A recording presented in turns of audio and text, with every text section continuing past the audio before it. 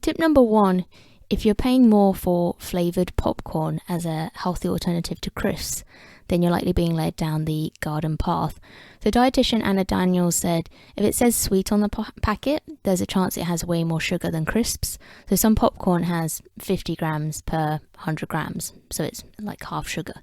The show found that some popcorn brands have got more salt and calories than crisps also, so choosing salted popcorn isn't necessarily a fix either if you're concerned. So they put big brand crisps and popcorn in order from lowest to highest calorie on the TV show Super Shoppers, and one of the big brands, salted popcorn, had 27% more calories than, say, proper corn's lightly sea salted at the other end of the scale. No pun intended. Not all calories are created equal, so they were only comparing like a number of popcorn and crisps brands, but it's just to give you an idea that there can be like quite a big difference in the nutritional value of what you're buying. So in a taste test, the most calorific was more popular on the street than proper corn by 1 vote. Now, popcorn does have more fibre than crisps, I think you'll find. I'm pretty sure another dietitian, Priya Chu, who does quite a lot for television, I'm pretty sure she recommends it to families for snacking on Eat Well for Less for that reason, instead of crisps, just because of the higher fibre content. So the most economical way around this is to make your own, and then you know exactly what's on it. And it's also cheapest to buy corn in bulk and pop it yourself. If you really don't want to do that, just don't assume that paying more automatically equals healthier, whatever your definition of health is. So if you've got it in mind that you want to eat less sugar, or that you're picking up something that's lower in calories, lower in salt, it's not necessarily the case if you're swapping crisps for popcorn. Tip number 2. So apparently 1 in 5 of us are teetotal these days. I'm definitely drinking less alcohol. Alcohol-free beer tends to be more expensive than alcoholic beer though, which is disappointing because they don't pay beer duty. It's because it's an expensive and sophisticated process to take alcohol out without losing the flavour in theory. I talked about flat whites in a previous episode and why coffee chains charge more for them when they were new, and they've maintained that. So while the product is novel, it's in a brand's interest to set a precedent.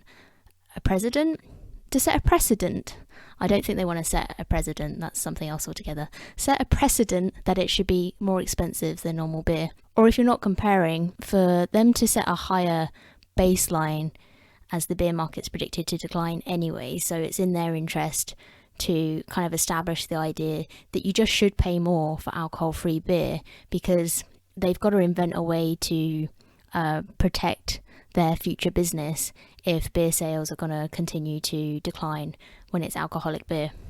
So this is a form of price establishing. I'll talk about that separately elsewhere in more detail. So they did a taste test on the TV show Super Shoppers with students, and apart from one student who recognised Brewdog's Nanny State in a blind taste test, and that was because he drinks it so regularly, he was able to recognise it even though they were taste testing these different alcohol-free beers without knowing in advance what they were drinking.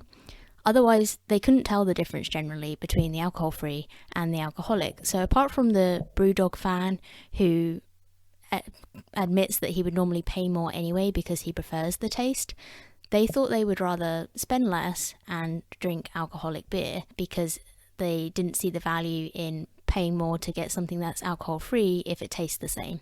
You know what I'm going to say if you've listened before. Hold your own taste test. Check out the ones linked in the show notes and I'll share any of mine. See what you prefer, you might make a saving. Tip number 3, if a product has a thin and a standard version. So this is, you'll see it with biscuits, bread, crackers, even cheese. The thin version regularly costs more per 100 grams than the standard version. But they also found that some items actually have more calories or fat per 100 grams in the thin recipe. Also, because the thins are advertised as being only 100 calories and are in smaller portions, obviously, we're actually likely to eat more than we would if we had just bought the normal version. So don't automatically assume that there's a saving in buying the thin version of a product, and don't automatically assume that it's healthier by your definition. The opposite is more likely to be true. You can even buy flatbread thins. It's flatbread. If it gets any thinner, you'll be eating fresh air, which is free. not something that I promote. So following on from the popcorn versus crisps dilemma and continuing a snack theme, so tip number 4 is don't pay more for veggie crisps versus normal crisps in the assumption that it's healthier. So if that's the reason you're paying more, check the saturated fat, as they often have more saturated fat in veggie crisps. So nutritionist Lucy Jones recommended to the show Super Shoppers that you eat a maximum of 20 grams saturated fat daily. The Food Standards Agency classes more than 5 grams per 100 grams as high. So Lucy explained that the easy way to think of saturated versus unsaturated fat is that saturated fat is solid at room temperature. So oils like olive oil have unsaturated fats because they're in liquid form. Butter has more saturated fat, and the clue to that is that it's solid, which doesn't mean that you can never eat it. It's just something that we would normally eat smaller portions of. Lucy was able to overflow a mixing bowl with 340 grams of potato crisps, but only 80 grams of vegetable crisps still had more saturated fat. So the proportion of potato crisps that you could eat compared to vegetable crisps and still consume less saturated fat, you could eat a lot more potato crisps basically. So one sharing bag of vegetable crisps that they found had 11.3 grams per 100 grams, or just 9 grams in that one sharing bag.